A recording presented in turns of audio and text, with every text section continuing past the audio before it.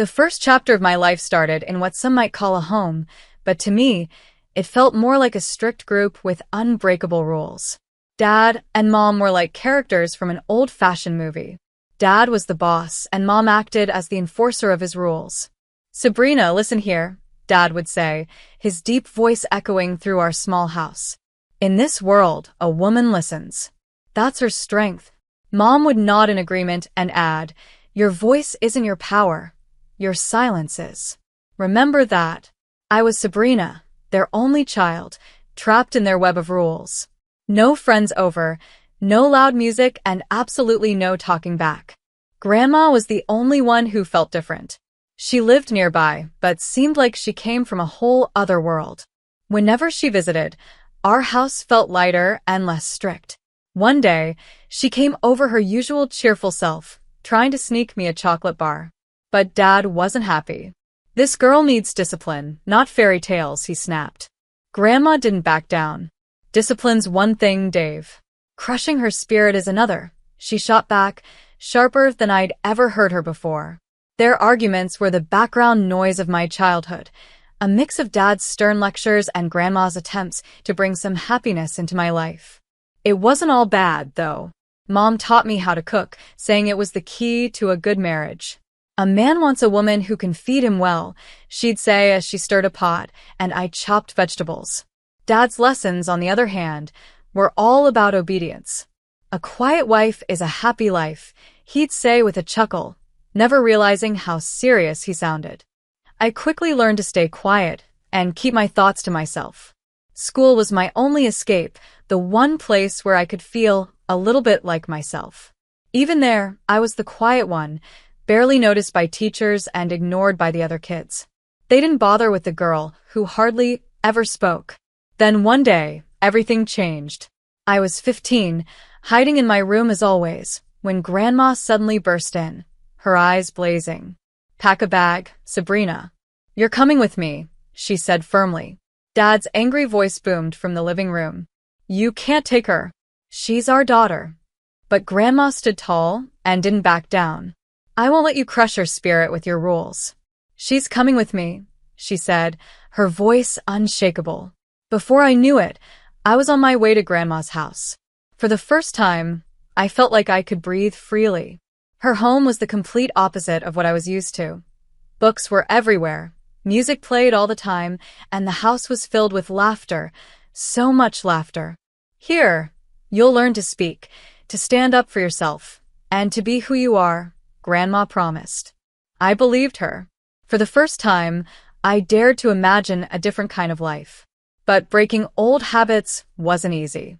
Even with Grandma's encouragement, I was still shy and withdrawn. I found comfort in the quiet world of the internet, teaching myself web design. It became my way to express myself without needing to speak. Life with Grandma felt like living on a different planet compared to my parents' house. She pushed me to find my voice, to speak up, but years of being silent didn't just disappear overnight. Then one day, she dropped a bombshell. "He's coming over for dinner next week," she said casually, like it was no big deal. I froze, my spoon hovering in midair. "What? Why?" "Because you're 31 and living like a hermit," she said matter-of-factly. "It's time you met someone." I panicked. "But I don't even know him. What if he's like Dad?" The words slipped out before I could stop them.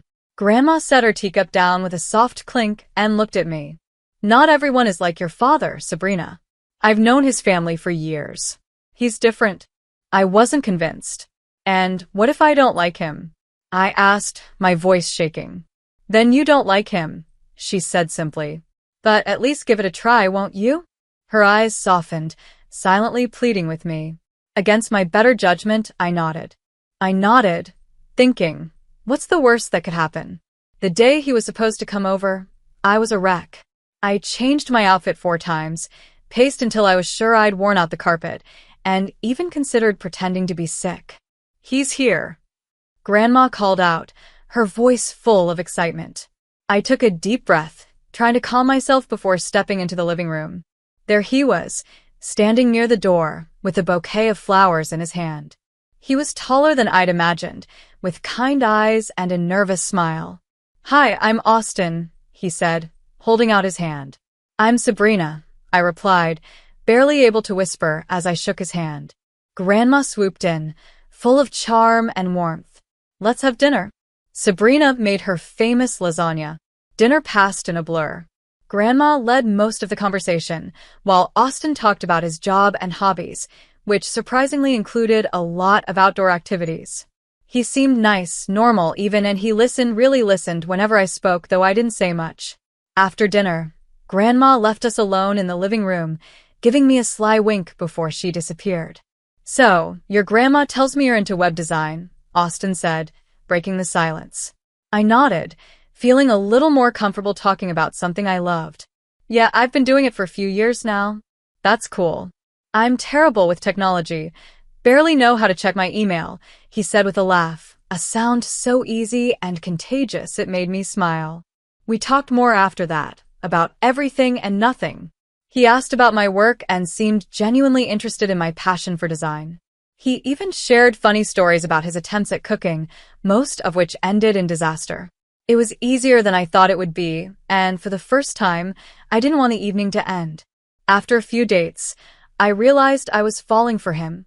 Hard. It was something I'd never felt before, like a whirlwind that I couldn't stop. Austin turned out to be everything I never knew I needed. Then came the day he introduced me to his mother. She was polite, her smile tight, and her eyes studying me like I was some kind of puzzle. "It's so nice to finally meet you, Sabrina. Austin has told us so much about you," she said sweetly, though her tone had a sharp edge I couldn't quite figure out. "Thank you, Mrs. Andrew. It's nice to meet you, too," I said, doing my best to match her politeness. The wedding was simple, just the way we wanted it. But things took a turn when we moved into Austin's family home. Moving into Austin's family home felt like stepping back in time, straight into the strict rules of my childhood. His mother, Mrs. Andrew, wasted no time setting up her rules, and they loomed over me like towering walls. The first morning there, I woke up feeling uneasy. When I stumbled into the kitchen, Mrs. Andrew was already sitting at the table, looking like she was in charge of everything. "Good morning," I mumbled, still half asleep. "Morning, dear. Now listen," she said briskly. "We have a way of doing things here. You'll take over the kitchen duties, breakfast at 6 o'clock, lunch at noon, and dinner at 5 o'clock. And I expect the house to be spotless. Understood?" Her tone left no room for discussion. I nodded, a lump forming in my throat. "Understood." Austin passed through the kitchen, giving me a quick kiss on the cheek. "Thanks, babe. Mom's a great teacher. You'll learn a lot from her," he said casually before heading out. Every morning turned into a race. I'd wake up before sunrise, scrambling to make a breakfast that would finally meet her impossible standards. Then, I'd rush to my laptop to work on my web design orders. My days blurred into a non-stop cycle of cooking, cleaning, and working, only to start over again in time for dinner. Mrs. Andrew never helped. Instead, she walked around the house, pointing out any speck of dust or a dish left undone. Compliments were foreign to her. Criticism was the only language she spoke, always delivered with a sharp, judging tone. Things got worse when they discovered how much I was earning for my web design work. Suddenly, my income wasn't mine anymore. "You're part of this family now, Sabrina. It makes sense for you to contribute to the household," Austin said one evening, his hand outstretched for my bank card. "But I do contribute," I protested. "I cook, clean, and—" He cut me off. "Yeah, but money is different. It's for the household. For us." His tone was firm, leaving no room for argument. From that point on, every penny I earned went straight into his account.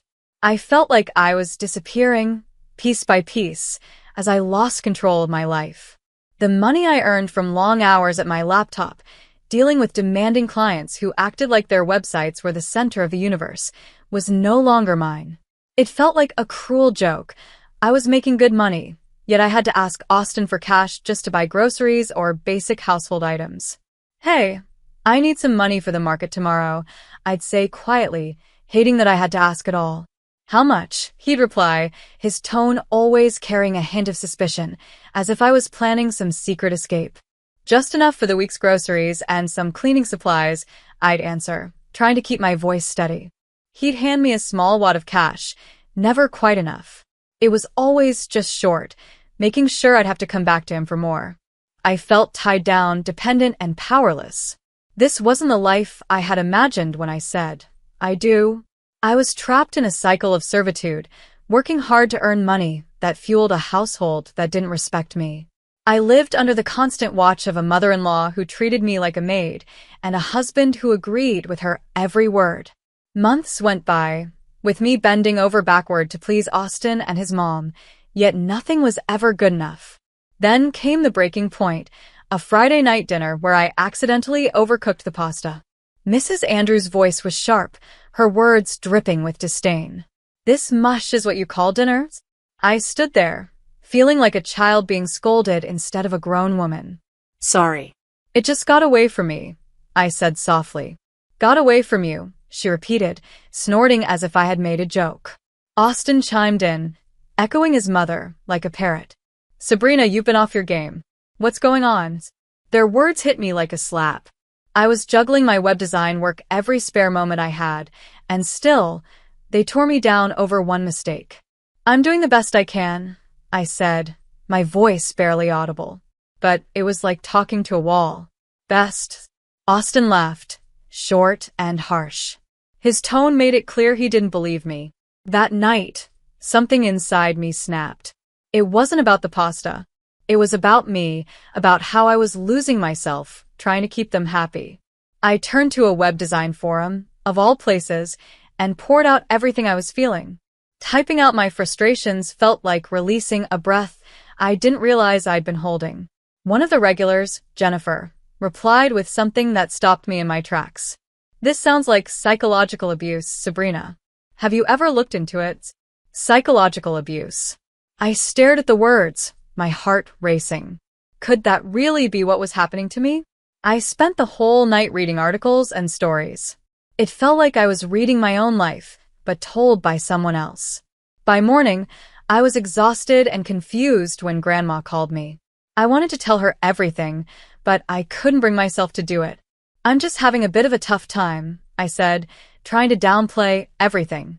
Sabrina, you know you can tell me anything, right? Grandma's voice was soft, full of worry. I know, Grandma. I'm just figuring some stuff out. Nothing major, I lied. I couldn't stand the thought of her worrying about me. After we hung up, I dove even deeper into psychology. I started reading books and articles in secret, hiding them from Austin and his mom. Every page felt like a puzzle piece, slowly revealing the truth about my life. The manipulation, the control, it was all there in black and white. But I stayed quiet. I didn't tell Grandma or anyone else how bad things really were. Then one day, everything changed. I went out to buy groceries, grateful for even a short escape from the stifling atmosphere at home. As I crossed the street, a car came out of nowhere. The impact was sudden and overwhelming. Then, everything went black. When I woke up, I was in the hospital. My body was covered in casts and bandages, aching all over. I was disoriented and scared, but grateful to be alive. That relief vanished the moment Austin and his mother walked into the room. Their faces weren't filled with concern or worry. They were angry. Austin spoke first, his voice sharp and full of venom. Great. Just great. I've had to cook for myself because of this. What were you thinking? His mother, as cold as ever, added, and I've been stuck cleaning up.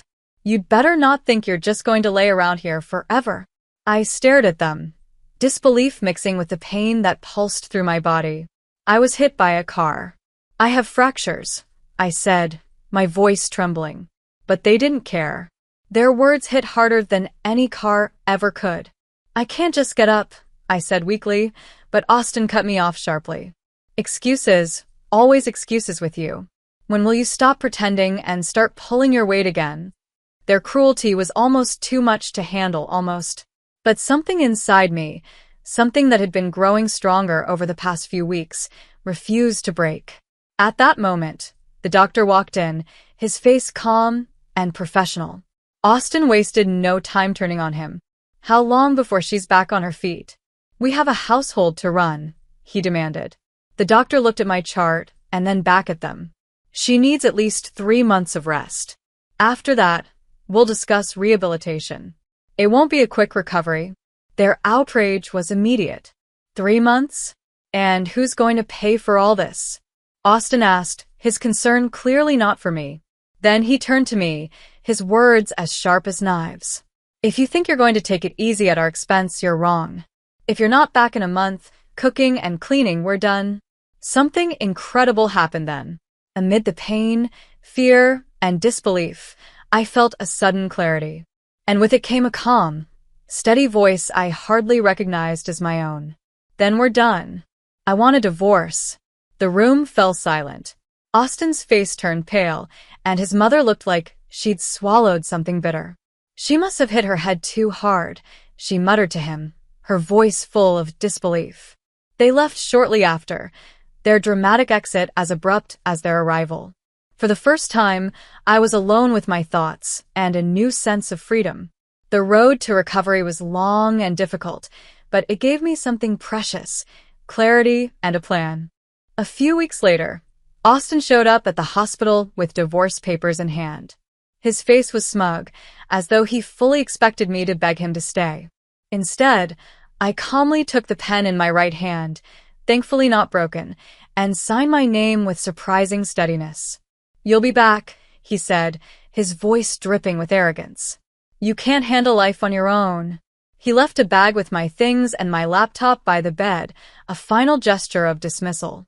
But instead of feeling discarded, I felt something else entirely. I felt a wave of freedom wash over me. I was finally free. Over the next few weeks, I moved back in with Grandma. She didn't ask for explanations or offer criticism. She just welcomed me with open arms. With her support, I found strength I didn't even know I had. But then, Austin and his mother showed up at Grandma's doorstep, demanding answers like they still had a claim on my life. "You can't just sue us," Austin shouted, waving a stack of papers in my face. "On what grounds?" I met his eyes, calm and steady. "Psychological abuse, for starters. And for taking my earnings without my consent. I have recordings, Austin. Everything." His face turned pale. "Recordings? Sabrina, please. You don't understand. This could ruin me." His mother, tears streaming down her face, joined in. "We didn't mean any harm. You have to forgive us." It was almost laughable to see them so desperate and afraid. For months, they had made me feel small and powerless. Now the tables had turned. "No," I said firmly. "I want you both out of my life. For good." As they stumbled away, Grandma turned to me, her face full of pride. "I never knew you had it in you," she said softly. "Neither did I, Grandma," I admitted. "But I do now." After shutting them out of my life, I felt a swirl of emotions, relief, anger, sadness. But above all, I felt triumph. I had stood up to them and used their own cruelty against them. The court date couldn't come fast enough. I was ready, armed with evidence and a newfound sense of determination. The courtroom was intimidating, with its high ceilings and quiet echoes. Austin was there, looking more nervous than I'd ever seen him. His mother sat beside him, her usual cold demeanor replaced by fear. When the case was called, I took a deep breath. My lawyer, a sharp and fearless woman, presented our case with precision. She laid out the evidence piece by piece, leaving no room for doubt. Austin's lawyer tried to spin the story, painting him as a supportive husband blindsided by my accusations. Then it was my turn to speak. I stood tall, facing the judge, Austin, and everyone in that room, ready to tell my truth. I stood there, my voice steady and strong. "Your Honor, I thought I was living in a loving home, but over time, it became my prison. The psychological abuse, the control over my finances, I have proof of all of it." Austin's lawyer quickly jumped in. "Your Honor, these accusations are exaggerated. My client has always had the best intentions." I couldn't help but let out a small laugh. "Best intentions?" Best intentions don't include secretly recording conversations and controlling every part of someone's life. The judge raised a hand, signaling for silence. He carefully reviewed the recordings, bank statements, and messages I had submitted as evidence. It felt like forever before he finally looked up and spoke. This court finds that Mrs. Andrew has suffered significant psychological abuse at the hands of Mr. Andrew and his mother. The evidence is clear and fully supports her claims. The ruling was in my favor. Not only was the divorce granted, but Austin and his mother were ordered to pay damages and return every cent they had taken from me. Outside the courthouse, Grandma wrapped me in a warm hug. "I'm so proud of you," she whispered. "Thanks, Grandma." "It feels like I can finally start living my life," I replied, feeling a weight lift off my shoulders. Word spread quickly, as it always does in small towns and even big cities. Austin's reputation took a serious hit after the court's decision became public. Once labeled an abuser, people started seeing him in a new light. His bosses didn't like the negative attention and demoted him. Clients? They disappeared without a trace. No one wanted to work with a man who treated his wife like that. As for his mother, the once dominant figure in her social circle, her influence crumbled. Friends, acquaintances, and even nosy neighbors began to avoid her. The throne she ruled from was gone, leaving her with nothing but her bitterness and a son whose life she helped ruin. As I began this new chapter of my life, I knew it was time to face the demons of my past and finally move forward. If I was ever going to truly move forward, I knew I had to face everything head-on. So, before I even thought about packing boxes or looking for a place by the coast, I found myself sitting in a psychologist's office, Dr. Sam's office, to be exact. It was a step I never thought I'd take, but there I was, ready to uncover the layers of my life that I'd kept buried for so long. Dr. Sam's office was calm and peaceful, the complete opposite of how I felt inside. The room was filled with books and plants, with sunlight streaming through the windows. I still remember that first session clearly. "So, what's been going on?" Dr. Sam asked gently, but directly. I sighed, feeling both nervous and relieved. Finally, I could talk to someone who might help me sort through the mess. Where do I even start? My whole life has been about pleasing others, staying quiet, being the good girl. And then my marriage, it was just more of the same but worse. So much worse. Dr. Sam nodded, her voice calm and reassuring. "We'll take it one step at a time. You're here now, and that's what matters." Those sessions became my safe space, a place where I could face my fears, confront my past, and start to heal. It wasn't easy, far from it, but it was exactly what I needed. Slowly, piece by piece, I started to feel like I was regaining control of my life. One crisp morning, Grandma and I sat in the kitchen, making plans for my next steps. Sunlight streamed through the window, casting a warm glow over the table where we had spread out our ideas. "So, where to first?" Grandma asked, her eyes sparkling with excitement and just a bit of mischief. "I'm thinking the coast," I said, smiling as I spread jam on my toast. "I've always wanted to live near the ocean. Fresh start, fresh scenery. That sounds lovely. And work? Are you going back to web design?" she asked, sipping her tea. I nodded. "Yeah, but on my terms this time. I'll do freelance, maybe learn some new skills along the way. Who knows? The sky's the limit." Grandma chuckled. "Just don't go skydiving on me, okay? My heart can't take it." I grinned. "No promises?" I teased, earning a playful swat with a napkin. The laughter, the light-hearted moments, it felt so good, almost healing. The next few weeks flew by in a blur. I packed up my things, said goodbye to the few friends I had made, and prepared for the move. Leaving the safety of Grandma's home was bittersweet, but the excitement of starting fresh was overwhelming. On the day I left for the coast, Grandma hugged me tightly on the doorstep. "Remember, you're stronger than you think, and you're never alone," she said. "I'll remember," I promised, fighting back tears. "Thank you for everything, Grandma." As I drove away, I didn't look back. The road ahead, full of twists and turns, felt like it was calling me to a new chapter. Settling into my new coastal town felt like a breath of fresh air. The sea became my constant companion. Its crashing waves and soft whispers brought peace to my soul. I found a small studio apartment with a view of the water. It was my little slice of heaven. Starting over wasn't easy. Finding work, making new friends, it all took effort. But for the first time in a long time, I felt like I was living for myself. Every decision I made was for my own happiness. I threw myself into freelance work, using my web design skills as a path to independence. The work came steadily, and soon I was collaborating with clients who truly respected and valued my ideas. It was nothing like the days of being belittled and dismissed. Now I was in control, building a life that finally felt like my own.